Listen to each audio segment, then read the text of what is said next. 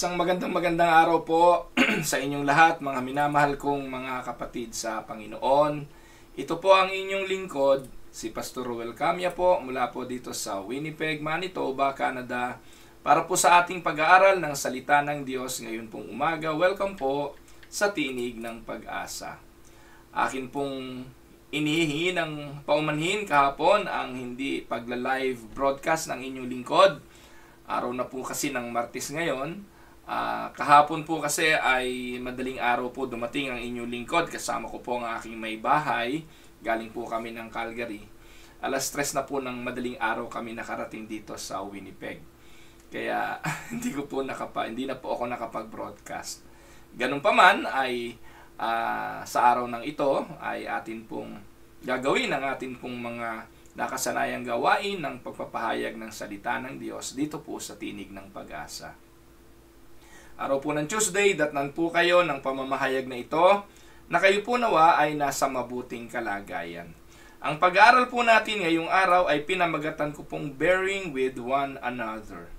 At atin pong titingnan ang sinasabi ng banal na kasulatan sa sulat ni Apostle Paul sa mga taga-Roma, verses 1 to 6 po ng chapter 15. Samahan po ninyo ako at babasahin ko po ito una sa Tagalog, tapos basahin po natin sa English later. Romans 15, 1 to 6. Tayong malalakas sa pananampalataya ay dapat tumulong sa mga kapatid nating mahihina sa pananampalataya. Hindi lang ang sarili nating kapakanan ang dapat nating isipin, kundi ang kapakanan din ng iba para mapalakas ang kanilang pananampalataya. Maging si Kristo ay hindi hinangad ang sariling kapakanan, kundi ayon sa kasulatan, nasaktan din ako sa mga pangiinsultong ginawa sa inyo. Ang lahat ng nakasulat sa kasulatan noong unang panahon ay isinulat para turuan tayo. At sa pamamagitan ng kasulatan, tayo'y magiging matatag at malakas ang loob at magkakaroon ng pag-asa. Nawa ang Diyos na nagpapalakas at nagbibigay sa atin ng pag-asa ay tulungan kayong mamuhay ng may pagkakaisa bilang mga tagasunod ni Kristo Jesus. Sa ganoon, sama-sama kayong magpupuri sa Diyos at Ama ng ating Panginoong Hesukristo. Ganito naman po ang sinasabi sa Ingles. We who are strong ought to bear with the failings of the weak and not to please ourselves. Each of us should please our neighbors for their good, to build them up. For even Christ did not please himself, but as it is written, the insults of those who insult you have fallen on me. For everything that was written in the past was written to teach us, so that through the endurance taught in the Scriptures and the encouragement they provide, we might have hope. May the God who gives endurance and encouragement give you the same attitude of mind toward each other that Christ Jesus had, so that with one mind and one voice you may glorify the God and Father of our Lord Jesus Christ. Pagpalain nawa ng Panginoon ang pagkabasang ito ng kanyang mga banal na salita na sa umagang ito'y ating pagbubulay-bulayan. The title, Bearing with One Another. Alam niyo po yung word na bear. Ano po bang ibig sabihin nun? The phrase bear with means to endure patiently, meaning to put up with or to be indulgent or to suffer. It has the idea of long-suffering or being slow to be angry. Ayan. So mga kapatid, sabi naman ng Bible, pwede namang magalit, huwag lang magkasala.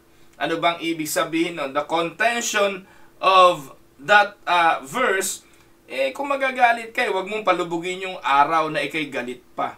Okay lang naman magalit, ibig sabihin, huwag mo nang patagalin. Kasi po talaga namang napakaraming bagay na nakakagalit. Maraming mga bagay na nakakairita. Mabubuhay po tayo sa mundong ito at hanggat buhay tayo, there will be circumstances, there will be people there will be things that will happen to us that can irritate us. Sige nga kapatid, sabihin mo nga sa akin kung hindi ka nairita. Sabihin mo nga sa akin kung hindi ka nainis o kung hindi ka nagalit. Normal po ang bagay na ito at ito po'y karanasan ng bawat isa sa atin. Kaya nga po marahil sa katotohanang maraming bagay na nakakapikon, nakakainis, nakakairita, itinuro ni Apostol Pablo sa mga kapatiran sa Roma ang mahalagang turong ito. Magpasanan kayo sa isa't isa. Sa lingwahe natin ngayon magpasensyahan naman kayo. No po, alam niyo po, ito yung problema sa panahon ngayon Ang tao, ang hina na ng pasensya. Ang dali na nating mainis. Alam niyo po, bibigyan ko kayo ng one example. Karanasan ko ito. At aaminin ko po sa inyo, talagang medyo ako'y napikon. Uwi na po kami, galing ng Calgary, sumakay po kami ng eroplano. Doon pa lamang po sa airport, while waiting for our boarding, nakita ko na po ang dalawang stewardess, isang babae at isang lalaki. Sabi pa nga ng misis ko, ay may edad na yung piloto. Sabi ko, piloto kaya yan? Kasi hindi naman siya mukhang piloto. Pero nakabihis po siya ng mga common flight stewards uniform. Pero pinanonood namin sila, nagkukwentuhan silang dalawa, isang babaeng stewardess na hindi pa namin alam na steward din yung lalaki. So habang nagkukwentuhan, meron silang mga malalaking maleta sa tabi nila. So common na nakikita natin na siguro yun yung mga may layover pa o may iba pang flight, may daladal na silang maleta. Pagpasok, syempre, nung magtatawag na ng board, sila po yung steward. Doon lang namin nalaman na stewardess, tong dalawang ito. Steward, flight steward at flight stewardess. So sa madaling sabi, pumasok na sila, kami boarding na. Kami po'y nakaupo, mag-asawa, magkahiwalay ang aming upuan kasi hindi kami bumili ng aming upuan. Kasi po kung bibili kami, kakahalaga rin po ng $45.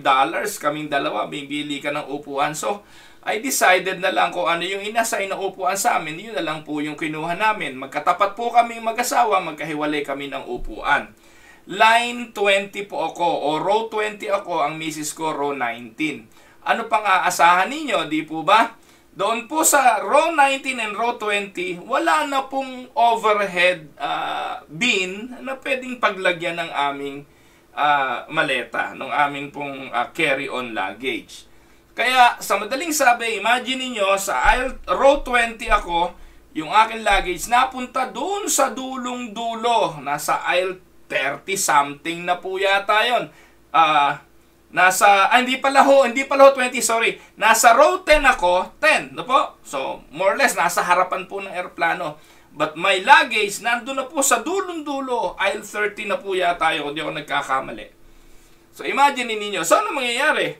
So, dahil doon, huli ako lalabas. Huli ako lalabas ng aeroplano. Kailangan mong palabasin lahat yon kasi pag tayo mo, hindi mo naman pwedeng salubungin yung mga tao, kunin mo yung luggage mo at ikay bumalik doon sa upuan mo kasi obserbasyon nyo, pag ang aeroplano ay tumigil na, ang tao nagtatayuan na, nakaredy na sila lahat doon, nakapila na sila doon sa harapan ng kanilang row para bumaba. Common yun, talagang ganon. Samantalang ako, nasa gitna po ako ng 3 upuan, hindi ako makaalis doon. And I am waiting na bumaba lahat. Ganun nga po, around 20 minutes siguro or 15 minutes waiting na ang lahat ay nakababa. Saka lang ako tumayo. Pinadaan ko yung aking katabi dito sa dulo at ako po'y naiwanan doon. Ngayon, ito yung nakakairita. Ikaw na flight steward, na inaasahan mo na yung mga luggage ninyo, may sarili kayong lagayan. Or, ikaw sana ang naglagay ng luggage mo dun sa dulo. Total flight steward ka, ikaw naman ang huling bababa. Kamukat-mukat mo, nung kami na lang po ako na lang po, konti na lang yung pasahero, ang siyang bababa, nakita ko, yung luggage nung flight steward nakatapat mismo sa aking inuupuan. Eh di ano papasok mo? Kung ano papasok sa isipan mo, ikaw na flight steward, dapat sa akin yan. Ako ang customer, ako dapat ang naglalagay ng luggage ko dyan, pero ikaw ang naglagay ng luggage mo, dalawang malaki, sinakop mo ang isang bin na supposedly wala ka dyan. Because you are a steward. Ikaw dapat ang nasa dulo, huli ka namang bababa kung dun mo yung inilagay, hindi ka nakaabala. Ganun po, ilan lang naman kami, siguro mga 3 lang kami, na talagang naghintay dahil inilagay niya yung aming luggage dun sa dulo.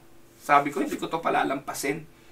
So, pagbaba ko po, hindi na siya kinausap ko kasi baka sumagot pa ng paloko-loko, mag-init lang ang ulo ko, mapaaway lang ako sa kanya. So, I go to the captain. Nandun po yung kapitan, na siyang piloto, at saka yung isang flight steward na babae. Sa kanya ko sinabi, malumanay naman ang pagkakasabi ko. Sabi ko, you guys, especially you flight steward, you very well knew na kayo ang huling lalabas. No, tatagalogin ko na lang.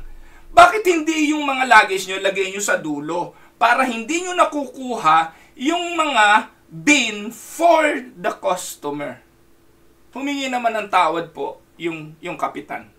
So, sabi niya, I am very sorry. I will remind them in the future. So, yun lang po mga kapatid. Simpleng bagay pero nakakairita. Pero ang point ko, kung hindi ko naman nakita na kinuha niya yung luggage niya doon sa tapat ko, wala din naman. Hindi ako maiirita. Hindi po ba? Hindi ko naman malalaman kung kaninong luggage yun. Pero it so happened na nakita ko. At yun po yung nakairita sa akin, knowing na kinuha niya yung akin. No? Yung rights ko, karapatan ko, nayapakan niya. At ganun po most of the time. Naiirita tayo dahil may mga bagay na gusto tayong mangyari na hindi nangyari. May mga bagay na gusto tayong maganap na hindi nagaganap. At may mga tao na gumagawa ng mga bagay na labag sa mga bagay na gusto natin. Nangyari ito sa eroplano, nangyayari ito mga kapatid sa grocery, nangyayari sa workplace, at nangyayari ito sa loob ng simbahan. Hindi ko po sinasabing tama ako.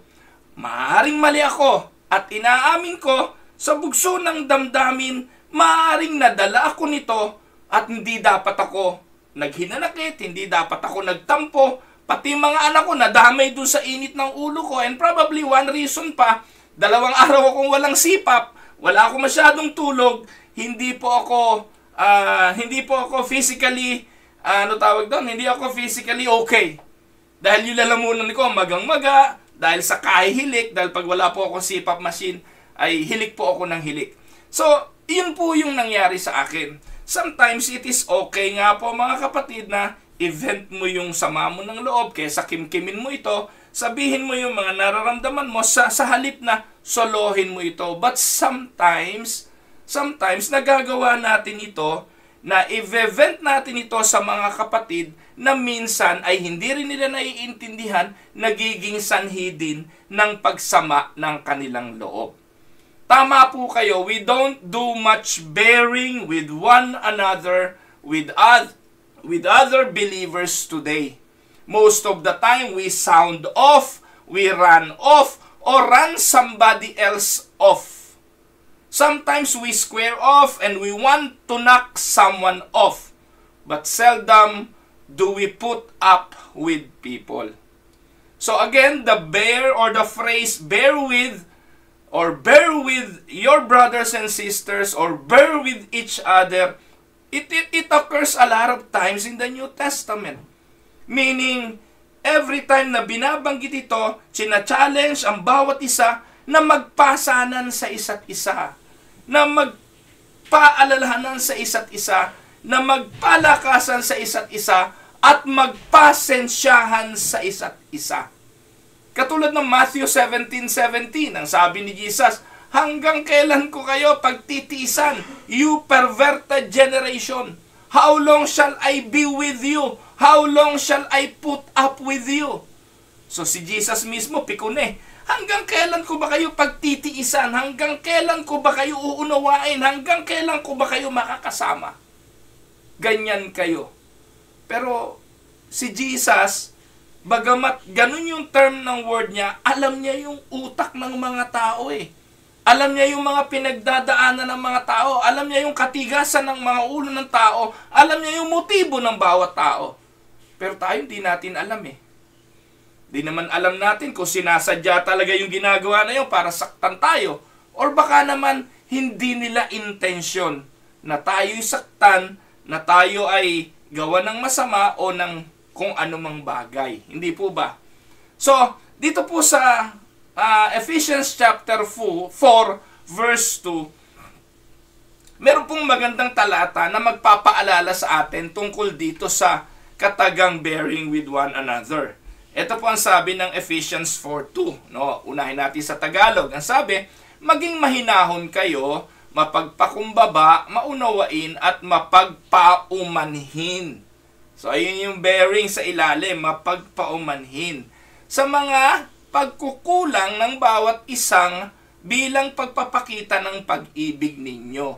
Sa English ang sabi, be completely humble and gentle, be patient, bearing with one another in love. So kung ang pagtutuunan natin ng pansin ay yung ating tema na bearing with one another, isang ibig sabihin, matuto tayong magpaumanhin. So, 4 na bagay ang aking nakita sa Ephesians 4:2. Ang sabi po, no, Ephesians 4:2, be complete, humble, gentle, be patient, bearing with one another. 1, we must deal with our pride, always thinking we are right and everyone else is wrong. So ito po yung realidad eh.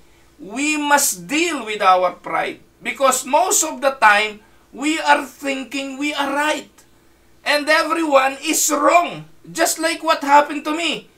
Dahil totoo naman, dapat ginawa ng flight steward, ang akin ay akin niyang binayan, dapat ako dyan, dapat ako naglagay dyan, dapat wala ka dyan. At ito yung nagiging cause ng ating madalas na kawalan ng pasensya. Samantalang nandun na rin lang. Naubos na rin lang yung 15 minutes. Nakapagtiis ka naman. Eh di sana, hinayaan mo na lang. Pero dahil hindi ko po hinayaan, hanggang sa makababa ako, masama loob ko, hanggang sa makauwi kami, masama loob ko dun sa flight steward na yon. Kinabukasan, medyo okay na ako. Saka ako nang na-realize, baka ako naman ang mali. Wala namang kamalay-malay yung tao na galit ako sa kanya. So dito po ang challenge, we need to be humble and accept that we committed a mistake. When we are humble, will put up with people because we know we are not all that easy to be around ourselves. Amen? And pangalawa, we are to be gentle, especially with believers who behave differently than we do, recognizing how the God of grace deals gently with us also. Matutunan nating maging gentle, maging mapagpasensya sa kapatiran, knowing na hindi tayo pare-parehas. Hindi tayo pare-parehas ng antas ng karunungan, ng pangunawa, hindi tayo pare-parehas ng level ng ating pagtitiis at kakayahang magpasensya. Kaya sa loob ng simbahan, ang paalala ni Pablo sa mga kapatiran, we are to be gentle, especially to the household of faith. Pangatlo, when we were patient with others, we can see they are in process just like we are. We need to be patient kasi kung tayo po ay pinagpasensyahan ng Diyos, katulad din nila, tayo ay nasa proseso ng growth. Tayo ay nasa proseso ng maturity. God is not finished with me, and He is not done with you either. Hindi pa tapos ang Diyos sa'yo, hindi pa rin tapos ang Diyos sa Kanya. Kaya lagi mong titingnan, ikaw din nagkakaganon pa minsan-minsan or madalas, matuto ka rin magpasensya sa iba katulad ng pagpapasensya ng Diyos sa iyo. Pangapat, when we bear with others, we are to do so in attitude of love, not indifference or hatred. Kapag nagpasensya tayo, natutunan nating magpasensya, gawin natin ito sa attitude ng pag-ibig. Hindi yung, sige, pagpapasensyahan kita ngayon, pero pag umulit ka pa, yari ka sa akin. Huwag ganun. Ano po? So, be completely humble, be completely gentle, be patient, bearing with one another in love. So, yung humbleness, gentleness, and patience required sa pagpapasensya. Amen? So, let us turn to Colossians chapter 3, verse 12 to 13. Sa mga epistles kasi ni Pablo, makikita natin itong mga prinsipyong ito. Colossians 3, 12, 13 sa Tagalog. Sorry mga kapatid. Kaya bilang mga banal at minamahal na mga pinili ng Diyos, dapat kayong maging mapagmalasakit, maganda ang kalooban, mapagpakumbaba, mabait at mapagtiis. 13. Magpasensyahan kayo sa isa't isa at magpatawaran kayo kung may hinanakit kayo kanino man dahil pinatawad din kayo ng Panginoon. Ang linaw, ano po sa English? Therefore, as God's chosen people, holy and dearly loved, elect, pinili ng Diyos. Kayo yun, na pinili ng Diyos. Ano sabi? Clothe yourselves with compassion. Yung compassion, yung kindness, yung humility, yung gentleness, at yung patience, importanteng mga karakter para matutunan nating makapagpasensya sa isa't isa. Ito rin ang mga karakter na kailangan para matutunan nating magpatawad sa isa't isa. If any of you has a grievance against someone, forgive as the Lord forgave you. Ang ganda nga po nun magpasensyahan kayo sa isa't isa at magpatawaran kayo nga. Kung kayo'y pinatawad ng Panginoon, magpasensya at magpatawad ka rin sa iba. So, ang sabi po ni Apostol Pablo, instead of being harsh with others, we are called to be holy and humble. We are to bear with those who bug us, and if someone has wronged us, we are to forgive as the Lord has forgiven us, even those who persecute us. Before you can bear with someone, you may first need to forgive them for whatever they have done to you. Forbearing and forgiveness often go hand in hand. So, yung pagpapasensya at pagpapatawad, yan ay laging magkaagapay. Amen? So, this lead to our main idea. Ano po ba ang main point na gusto ko pong talakayin ngayong umaga? Our main idea, because Jesus bears with us, we can bear with one another. Can we say amen? Dahil si Jesus ay pinagpasensyahan tayo, dapat din magpasensya tayo sa iba.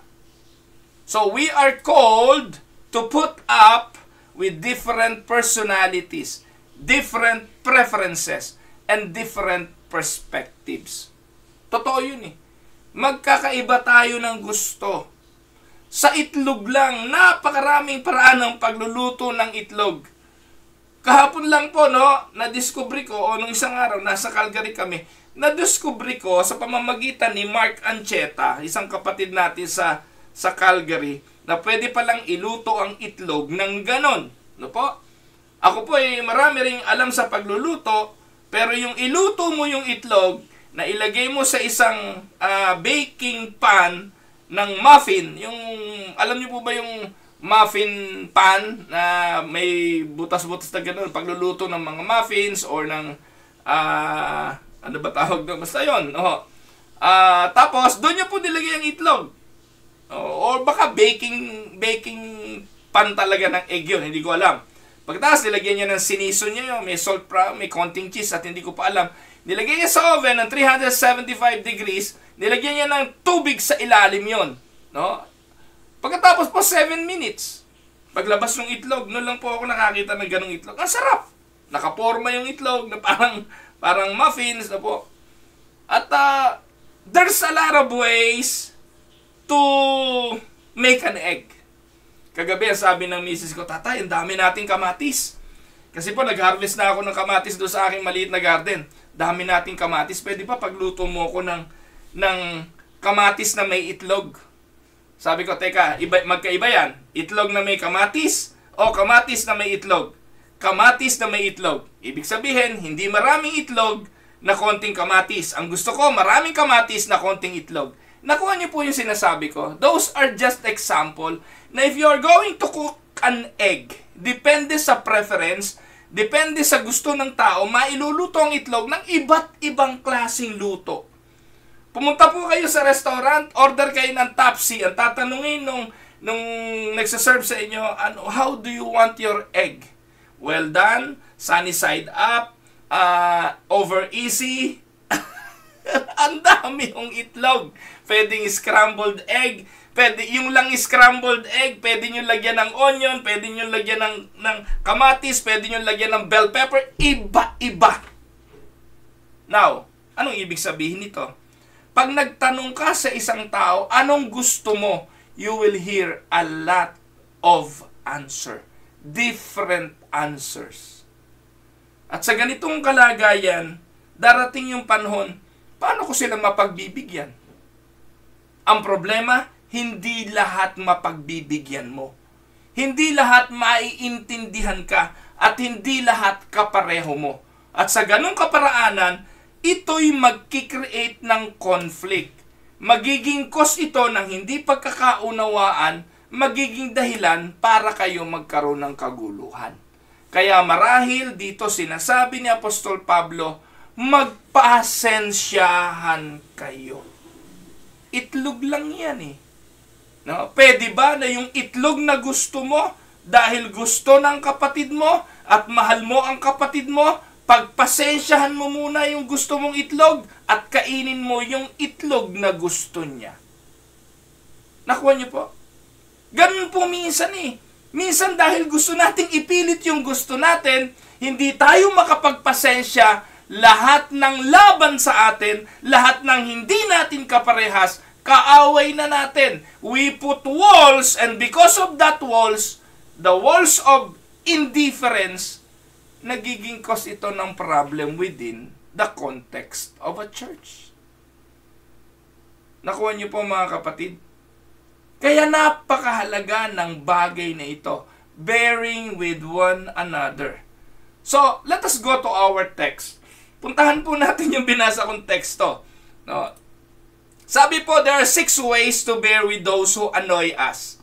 Ayon po doon sa Romans 15:1-6. At ano daw po yun? No po? Ito yung mga ways na pwede tayong maging mapagpasensyoso.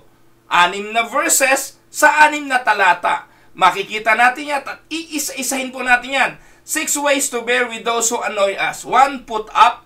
2, build up. 2, look up. 3, look up. 4, grow up. 5, stand up. And 6, speak up. Yung pong nasa right side niyan, verses yan. Verse 1, put up. Verse 2, build up. Verse 3, look up. Verse 4, grow up. Verse 5, stand up. And verse 6, speak up. Puntahan natin ang verse at atin pong pag-aralan. So, the Apostle Paul is writing to 2 distinct groups of people in the Church of Rome.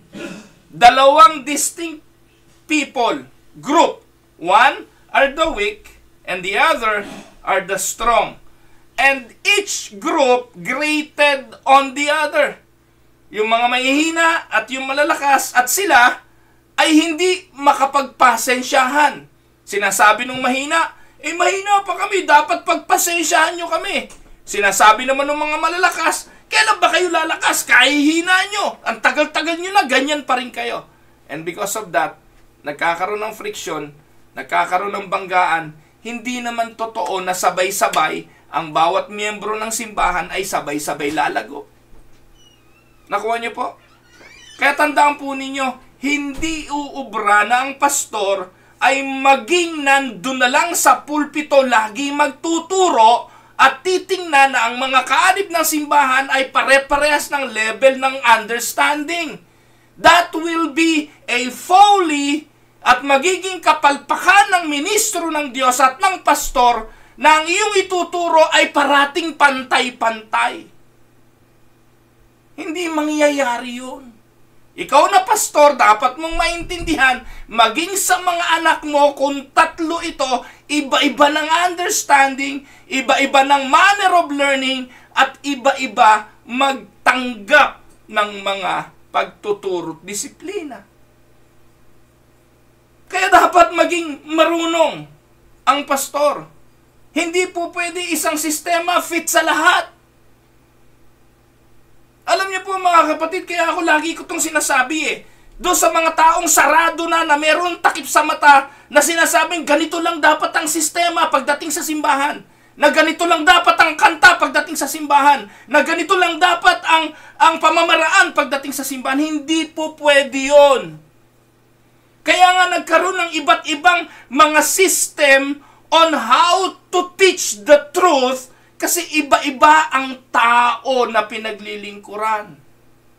May bata, merong teenager, merong mga matured believers. At ang malungkot dito, may mga matured na sa kaisipan pero bata pa rin sa spiritual na kalagayan.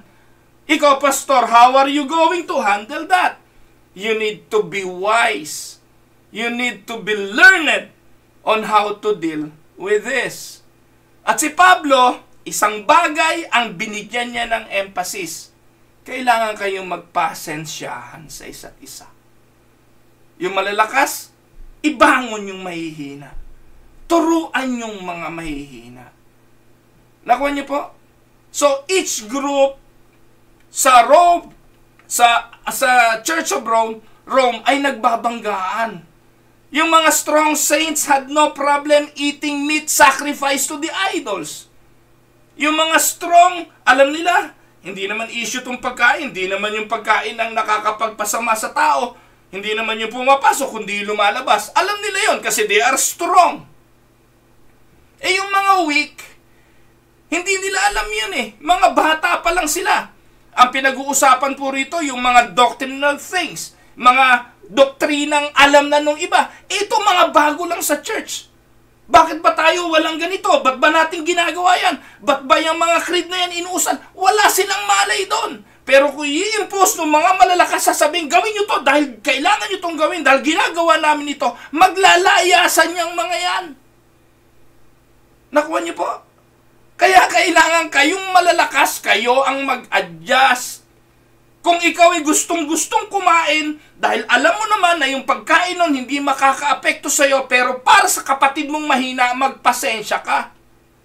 Ikaw na alam mo lahat ang doctrine. Ikaw na alam mo lahat yung mga sacraments. Ikaw na alam mo lahat yung mga katikismo na yan. Ikaw ang magpasensya. Hindi sila mag-a-adjust para sa'yo. Ikaw ang mag-adjust. Ito ang problema ng mga dunong-dunungan na akala mo alam na lahat Na pag may mga bagong wala naman talagang nalalaman pa, i-impose ang mga bagay, ang mga katuruan, ang programa, pasusunod sa isang bagay na hindi nila kaya. Nakuha niyo po ba? Yung mga pastor na dunong-dunungan na dati, wala rin naman mga alam. Na kailan lang natututo, akala mo ang dami na nilang alam. Ganon din naman yung ibang mga mananampalataya. Ngayon lang natututo, ang tingin doon sa hindi pa natututo, maliliit na nila lang. Magpasensya kayo. At kayong malalakas ang dapat gumawa nito. Itong mga spiritually matured na sinasabi, sila yung may mga strict na pagpapasunod sa halip na magpasensya doon sa mga mahihina. Sabi nga po mga kapatid, an immature Christian is someone who has a PhD in other sin but they only have a junior high diploma on their own. Gusto ko po yung sinabi ni Matt Smethurst na yun Sabi niya, an immature Christian is someone who has a PhD. Alam ang doctrine, alam ang katikisim, alam ang lahat ng mga kung ano-ano, pero yung kanilang sariling pagkaunawa at papaano i-handle ang iba, sila ang elementary pa. Nakuha niyo mga kapatid? Now, don't get me wrong. We are not asked to tolerate someone's trespasses. Don't get me wrong. Yung mali-mali. Yung hindi tama, hindi yan tama. Yung kasinungalingan, mananatiling kasinungalingan. At hindi ko sinasabi na i-tolerate nyo yan. Ang aking sinasabi, kung hindi pa nila alam yan, kung hindi nyo pa natuturuan yan, kung iyan man ay may taglay-taglay pang Arminian doctrine, o kung ang pananampalataya niyan ay galing pa dun sa dati niyang pananampalatayang kulto, hindi mo yan sa isang upuan mababago at gagawin mong reform ang theology niyan. Matagal yan, kapatid. Ikaw nga eh. Diba? Kayo nga na mga matured na sinasabi nyo, ganyan na ba kayo agad before? No. Napakaraming pinagdaan ng proseso bago nyo natutunan ang mga alam nyo ngayon. Kaya importante na magpasensya tayo. Magtatalsikan yung mga taong yan sa loob ng ating pananambahan na ipinagkatiwala naman ng Diyos sa atin para ating turuan ng may pagpapasensya. Pero most of the time, huwag kayong magagalit, pero yung mga dunong-dunungan sa loob ng simbahan na hindi matutunang magpasensya ang nagtataboy pa sa may hinang kapatiran. And these differences are sometimes expressed saan? In lifestyle choices. Or they may just be annoying habits. You cannot impose to them something that they don't know yet. Amen? At tandaan po ninyo, hindi madaling magturo. Repetition, repetition, repetition is the key. We are called to bear with someone who is a bore or someone who snores or maybe someone who sneezes or maybe someone with bad breath or someone with body odor. Pero hindi lang yung mga bagay na yon, maging sa mga bagay na karunungan. Pagpasensyahan natin sila dahil hindi pa nila abot ang mga bagay na abot ng ating isipan. Amen? Po? So, the person who annoys me o annoys me the wrong way may not be sinning against me. But I can verily easily sin against him or her with my attitude and action. Tama?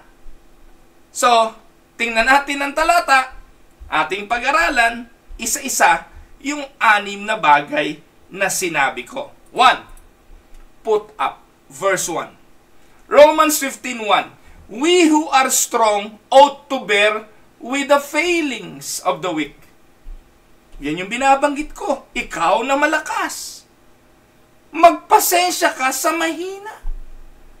At ito ang dapat nating tanggapin na katotohanan na ikaw na nag-aakalang alam mo na lahat, magturo ka. Isa-isahin mong ipaunawa. Bakit kayo walang speaking in tongues? Turo mo.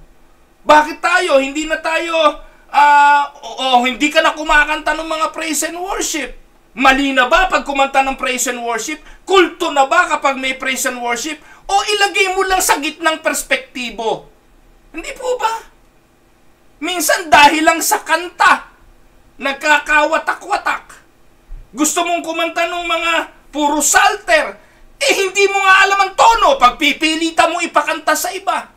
Hindi ba? Hindi nyo ba naisip mga kapatid? Ano ba tono ng salter? I just want this to make a point.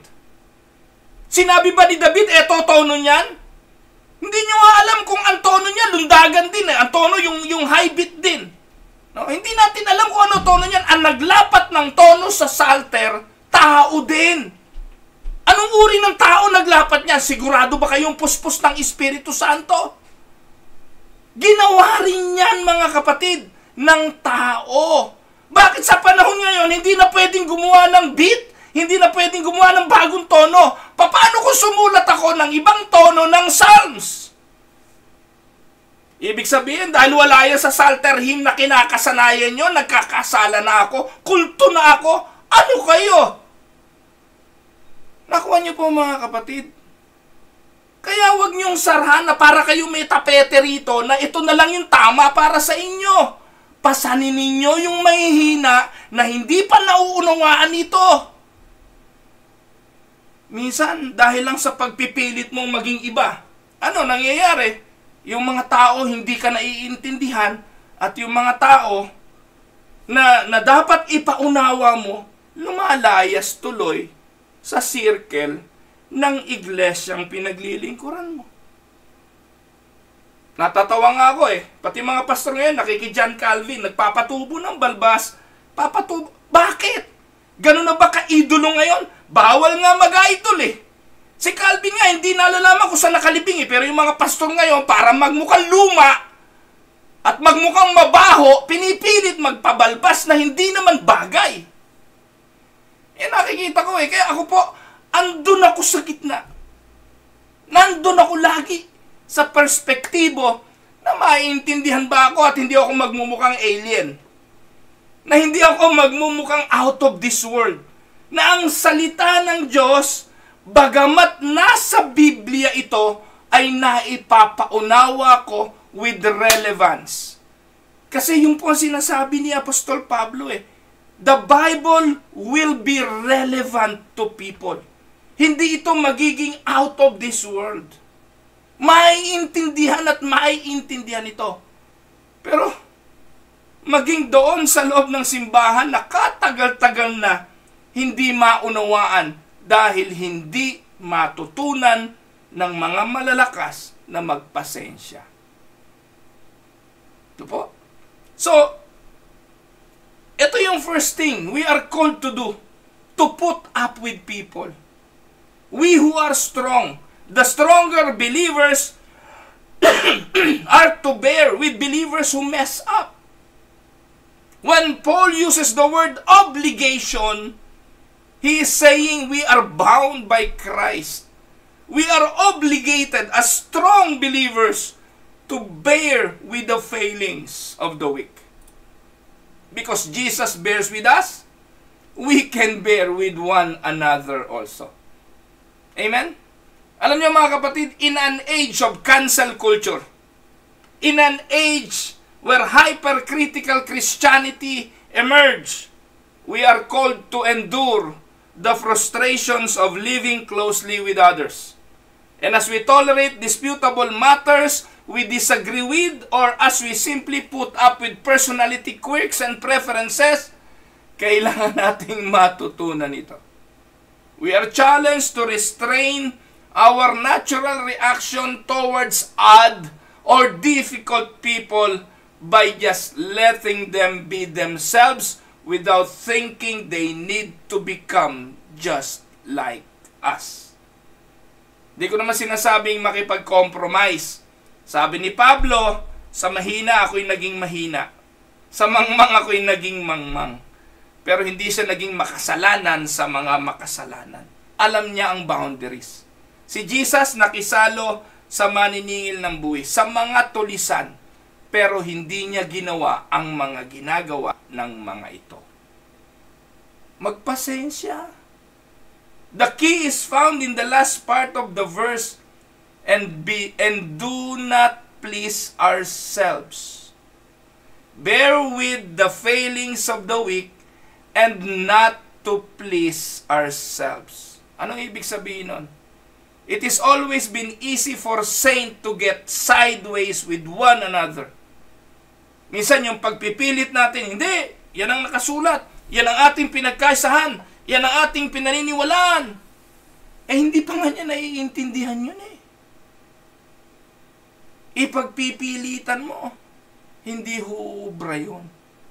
You need to bear with one another. Ang dami ko pong alam na simbahan, dito nga po sa Winnipeg nakakatawa. Kung saan ilalagay yung cabinet. Ito po realidad to. Totoo ito. Yung cabinet inilagay ng pastor sa harapan ng simbahan. Nagalit ang mga miyembro. Ang gusto ng mga miyembro, sa likod ilagay yung cabinet. Talsik yung pastor dahil lang sa cabinet. At ganun din po sa marami, hindi nila matutunan yung pagpapasensya. Put up. Bear with the failings. Lifting up. Ano po? Ito po yung pangalawa, build up. Build up. Sa verse 2. Ano sabi ng verse 2? Each of us should please our neighbors for their good, to build them up. Let each of us please his neighbor for his good, to build him up. Not only we are to put up with people, we are also called to build up one another.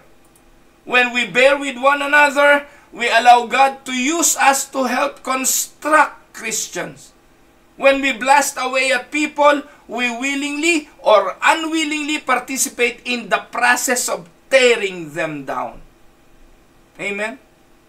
We are not to just endure those around us, but instead, we are to encourage them. Oo, sabi mo, dapat magpasensya ako. Huwag ko na lang siyang pansinin. Hindi huubra yon.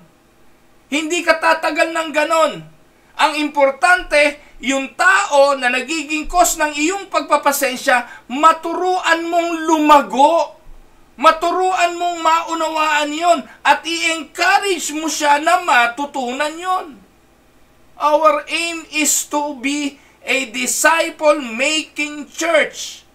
We are encouraged to disciple people, to encourage people.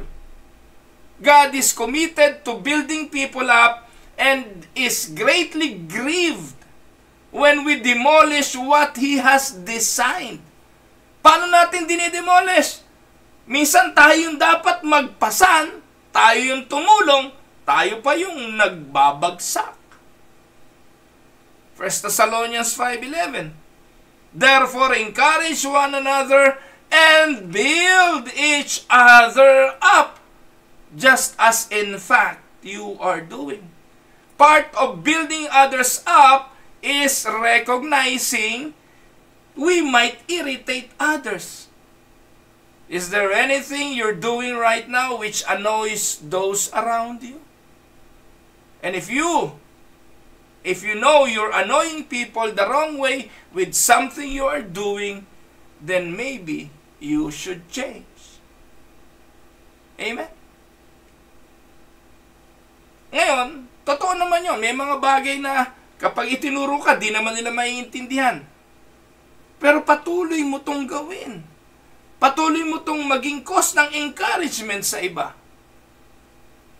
Pero kung ikaw naman yung nagiging annoying, ikaw naman yung nakakasakit ng damdamin nang hindi naman dahil sa katotohanan, kundi dahil naipilit mo lang. Katulad ng mga Judaizers, nang pumunta sila sa Galacia, pinagpipilitan nilang tuliin yung mga Gentiles na uncircumcised dahil sa paniniwalang kapag natuli nila ito, magiging kumpleto ang pagiging Christian nila. Hindi po ganon.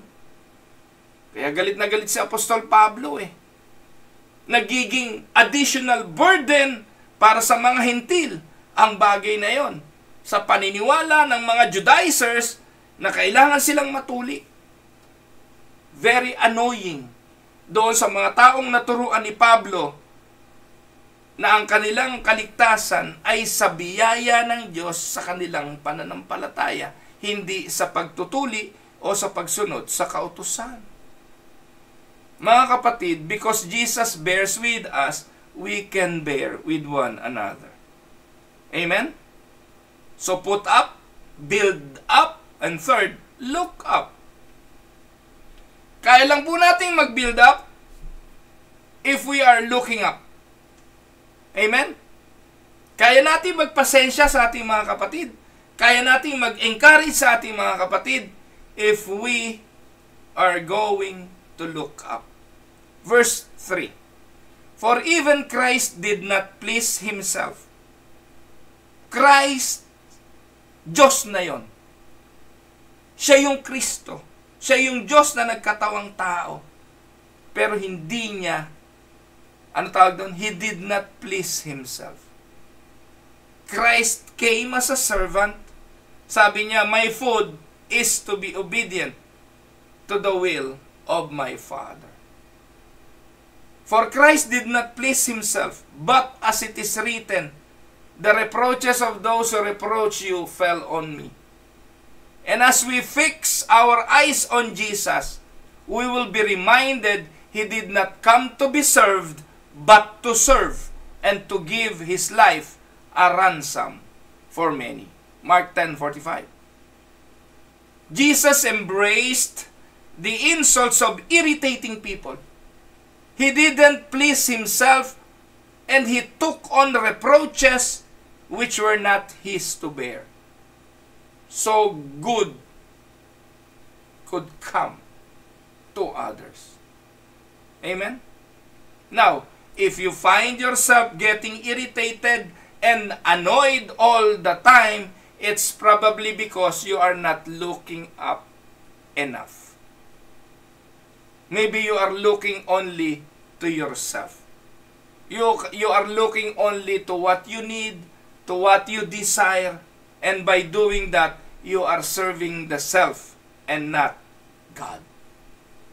Kaya ang ganda-ganda nga po mga kapatid ng Hebrews 12:2 Ito natin ang ating paningin kay Jesus na siyang sandigan ng pananampalataya natin mula sa simula hanggang katapusan. Tiniis niya ang paghihirap sa krus at hindi niya ito ikinahiya. Ano nasa isip niya? Dahil iniisip niya ang kaligayahang naghihintay sa kanya at ngayon nga ay nakaupo na siya sa kanan ng trono ng Diyos. Ganon din dapat tayo.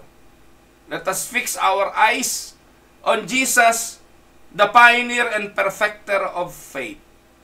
So when you lift your eyes and only see Jesus, you will be less prone to see the problems in other people. Ituon mo kay Jesus ang paningin mo. Pag hindi kasi kay Jesus, itutuon mo ito sa tao. At kapag itinuon mo sa tao, matitisod ka, mapapahama ka lang, at magpupuno ang puso mo ng disappointment. Kaya ang challenge, fix your eyes on Jesus. And before you get caught in the crazy cycle of hurt and forgiveness, try shifting your glance away from the one who hurt you and set your eyes on the one who saved you. Amen? Because Jesus bears with us, we can bear with one another. So ano-ano na po yan? Put up, build up, look up, and the fourth, grow up. Ano sabi ng verse 4? For everything that was written in the past was written to teach us, so that through the endurance taught in the scriptures and the encouragement they provide, we will grow. We will have hope. Amen? We grow daily by spending time in the scripture and joining a discipleship Bible study group or any doctrinal class that you can get. Alam niyo mga kapatid, if we are going to bear with the porcupine people in our lives, we must also take responsibility to grow up in our faith. Alam na naman natin yon, may mga porcupine people. Ano yung porcupine people? Yung hindi nila sinasadya, nakakaprik sila. Hindi nila sinasadya, nakakatusok sila. Nagpapakawala ng mga quills. At yung mga quills na yon, hindi nila alam kung saan tatama. Pwede kang tamaan anytime dahil mahina pa sila.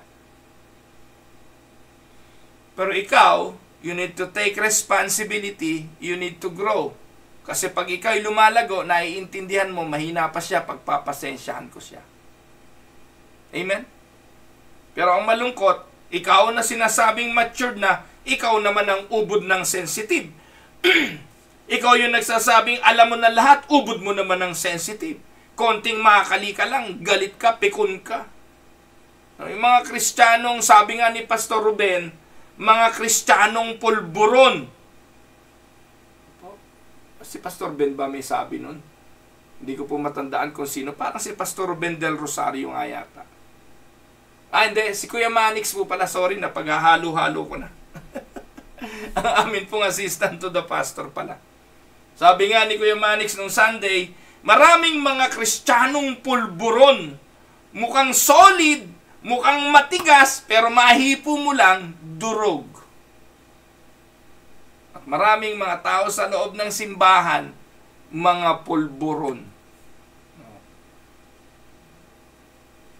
So we grow daily by spending time in the Scripture. So sabi ng verse 4, ang ganda, for whatever was written in the past was written for our instruction, for us to learn. The phrase former days refers to the Old Testament. The instruction of the Old Testament, like the Ten Commandments, which will be the intention of God to remind people of their sins. And the word endurance, so that through the endurance, sabi diyan, taught in the Scripture, the word endurance relates to how we deal with life's problems and life's people, and even their weaknesses. The Bible encourages us so we can be filled with hope. Hope that others will change, hope that others will mature, and more importantly, that we ourselves will also change. Now, kapatid, kumusta ka? Are you reading your Bible on a regular basis? Sabi po ni Peter, ang linaw po, like newborn babies crave pure spiritual milk. Bakit?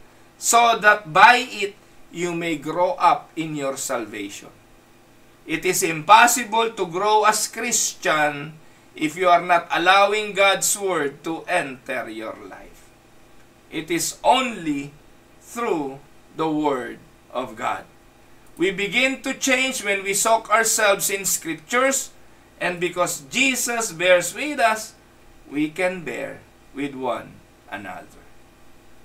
Panlima sa verse 5, stand up. Anong sabi ng verse 5? May the God who gives endurance and encouragement give you the same attitude of mind toward each other that Christ Jesus had.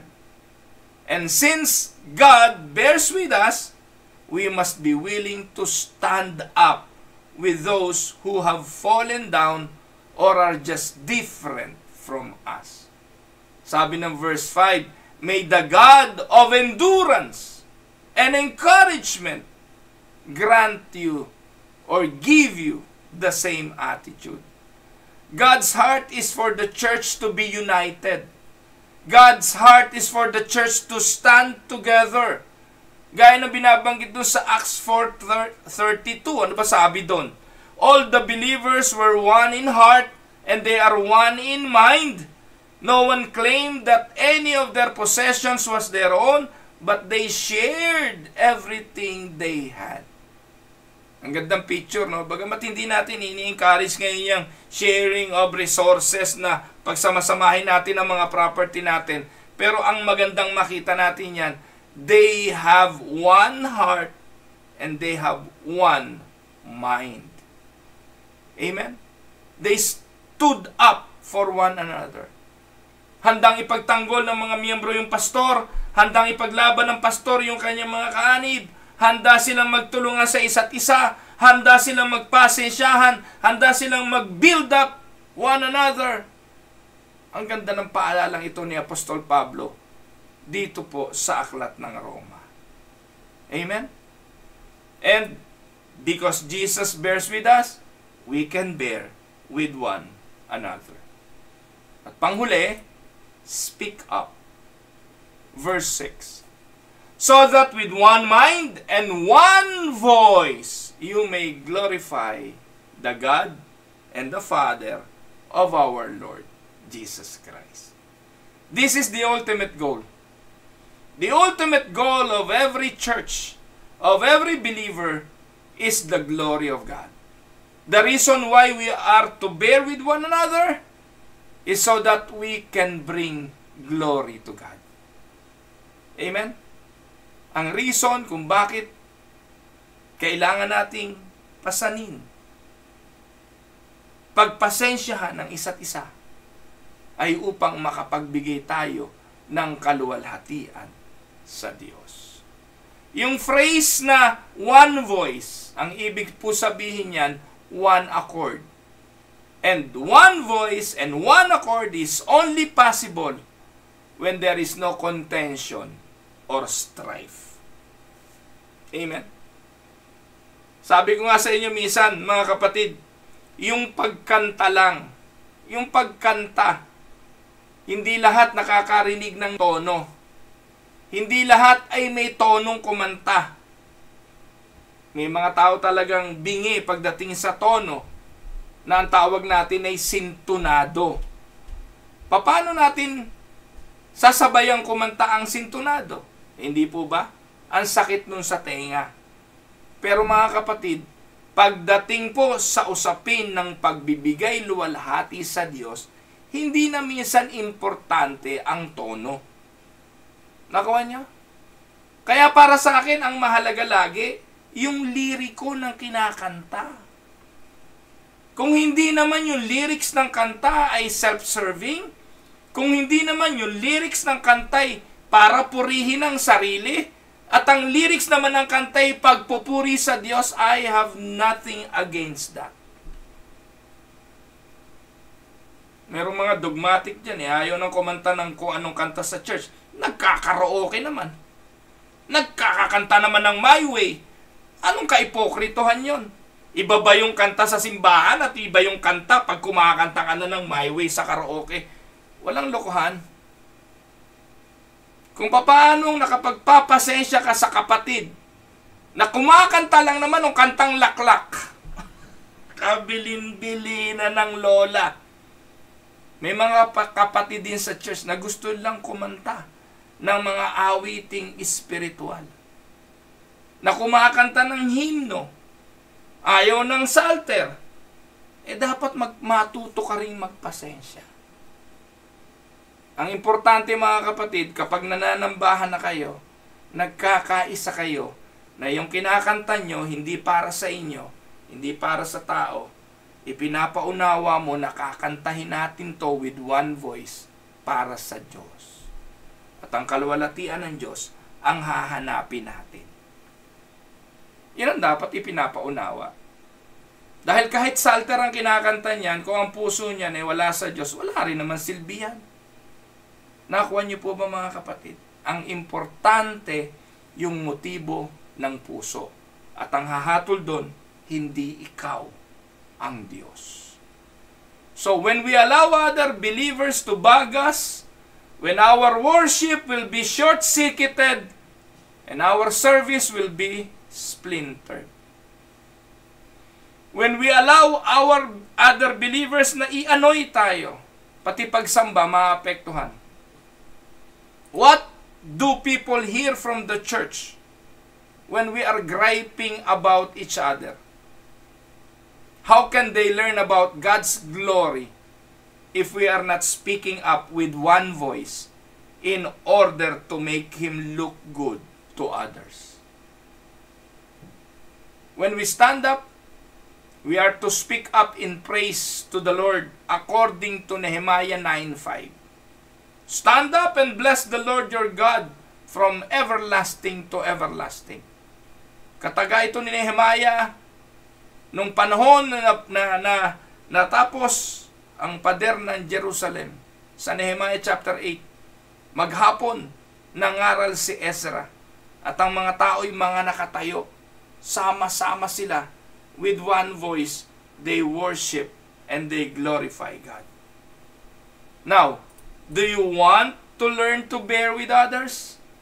If so, then put up, build up, look up, grow up, stand up, and speak up.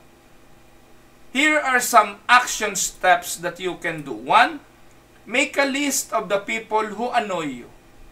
Sino ba yung mga tao na nakakaanoy para sa'yo. After you finish, look through the names and find the common denominators ng mga taong nakakaanoy sa'yo.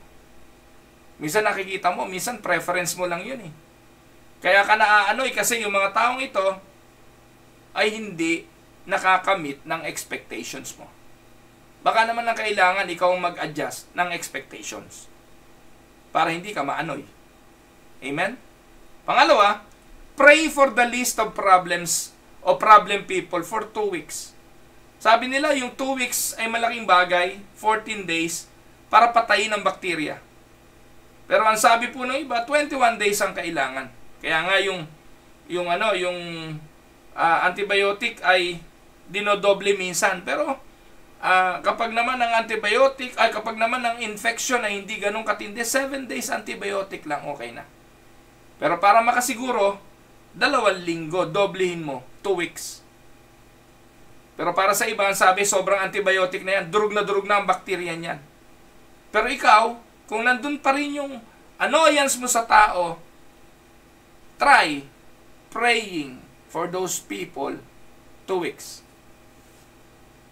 Patilingin mo sa Panginoon na tanggalin ng Diyos yung pagkaanoy mo dun sa tao.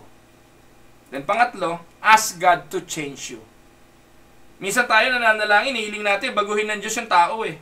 Huwag! Ang hilingin mo sa Diyos, ikaw ang baguhin niya. No? Ang hilingin mo ay ang Diyos ang bumago sa puso mo. At pang-apat, let go of grudges and forgive faults. Release your grip on grudges or it will strangle you. Yan parang sakal na lubid sa iba. Pero habang ginagawa mo, ikaw naman ang hindi makahinga. Kaya let go of grudges. The longer you hold on it, the more it will get hold of you. Is there someone you haven't forgive?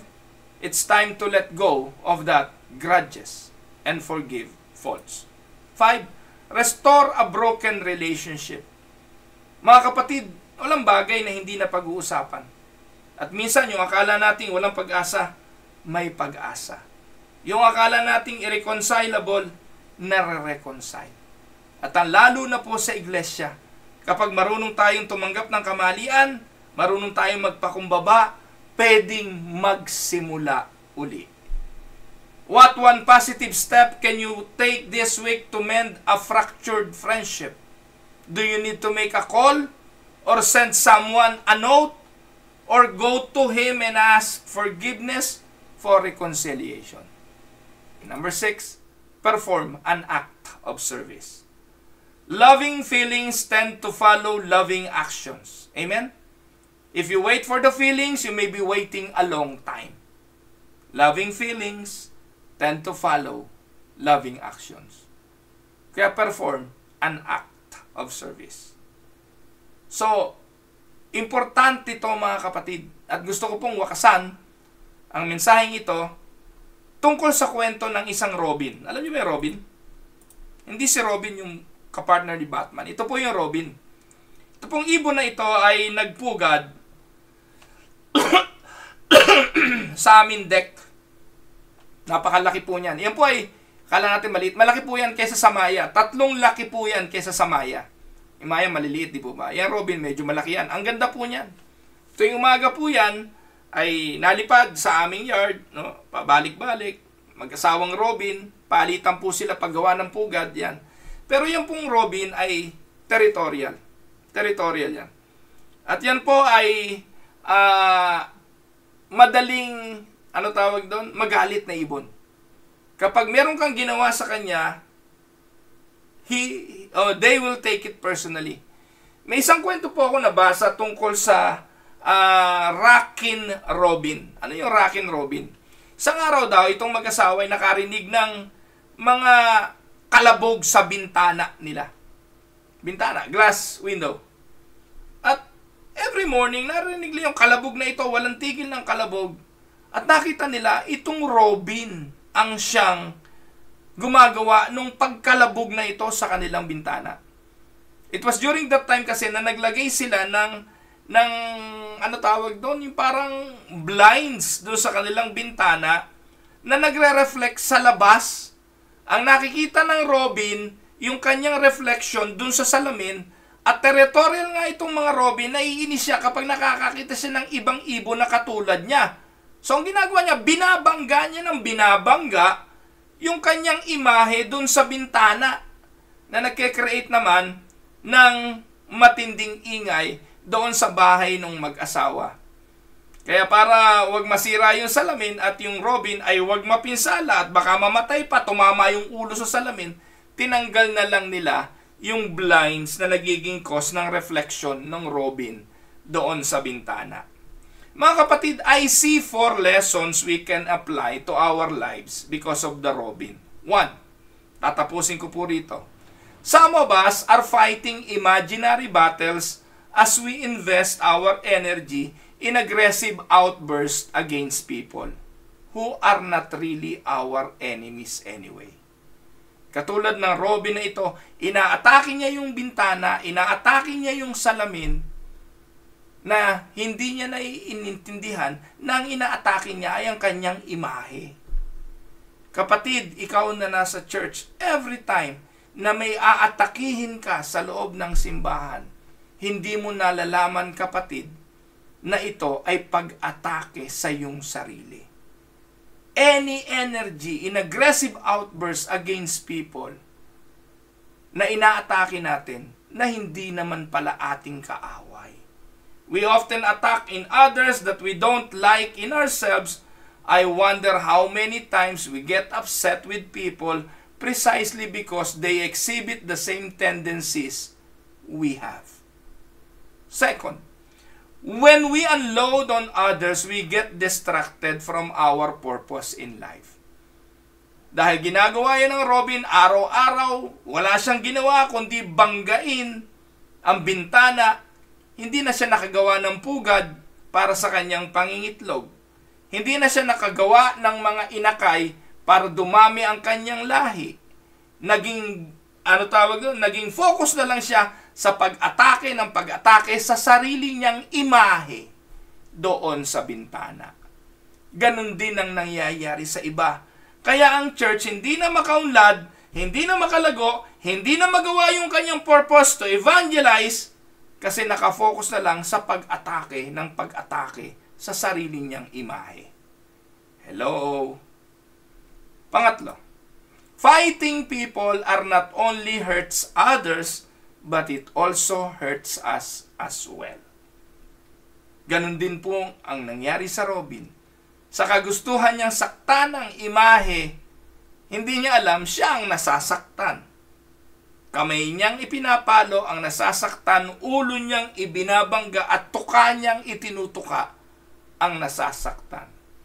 Perhaps you have a sour spirit as a result of what someone has done or said to you.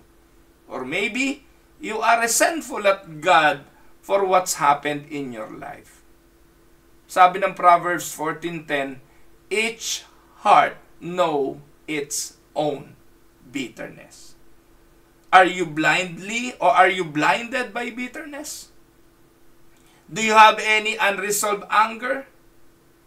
Or when bitterness is allowed to breed, it will always lead to an offspring of antagonism which hurts those around you while destroying yourself in the process. Gaya ng lagi ko sinasabi, it is like swallowing a bottle of poison and waiting for the other person to die. When you and I allow bitterness over the hurts and pains of our life to control us, we begin to die a slow death. Amen? And last, some of us are caught in a cycle of self-destruction. Katulad ng Robin na ito, hindi niya alam na kailangan niyang sumuko para siya ay mabuhay. If you are caught in a cycle of self-destruction, walang dapat gawin kundi tumigil at sumuko. Do you ever feel like you are caught in a cycle of sin? Do you ever feel like that you are caught in a cycle of unholy habits? If you continue in this course, the consequences could have eternal or eternal implications. Kapatid, there is a way out. And it is only Jesus who can break the cycle of self-destruction. John 8:36. So if the Son sets you free, you will be free indeed. Amen? Pagpalain po kayo ng Panginoon. Ito po ang inyong lingkod, si Pastor Ruel Camia po, mula po dito sa Winnipeg, Manitoba, Canada, para po sa ating pag-aaral ng salita ng Diyos ngayon pong umaga, dito po sa Tinig ng Pag-asa. God bless mga kapatid.